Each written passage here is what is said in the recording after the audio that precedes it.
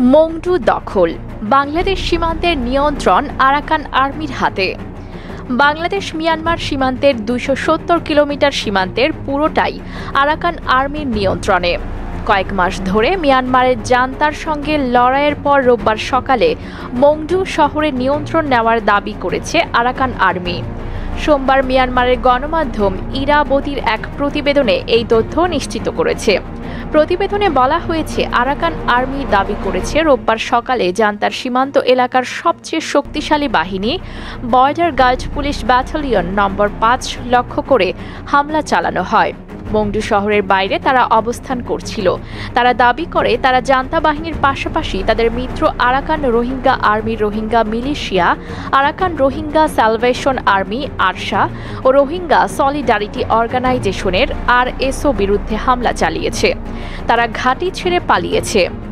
Rakhine গণমাধ্যমের প্রতিবেদনে বলা হয়েছে, মংডুতে লড়াইয়ের পর সোমবার Arakan army military operation command ১৫ এর কমান্ডার ব্রিগেডিয়ার জেনারেল থুরেইন তুনকে গ্রেফতার করে।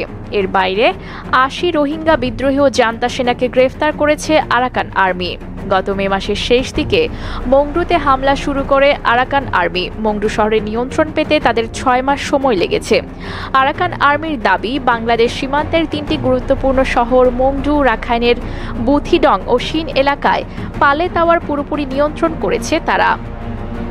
গত মাসে জাতিসংঘ জানায়, রাখাইনে ২০ লাখের বেশি মানুষ দুর্ভিক্ষের মুখে পড়েছে। জান্তার পক্ষ থেকে এসব রাজ্যে যাওয়ার জন্য সড়কপথ ও নৌপথ অবরোধ করে রাখা হয়েছে। এতে আন্তর্জাতিক মানবিক সহায়তা সহ খাদ্য, জ্বালানি ও ওষুধ সেখানে যেতে পারছে না। আরাকান আর্মি এখন দক্ষিণ রাখাইনের গয়া, তাউনগুপ এবং আন শহরে নিয়ন্ত্রণ নেওয়ার জন্য লড়াই করছে বলে জানিয়েছে ইরাবতী।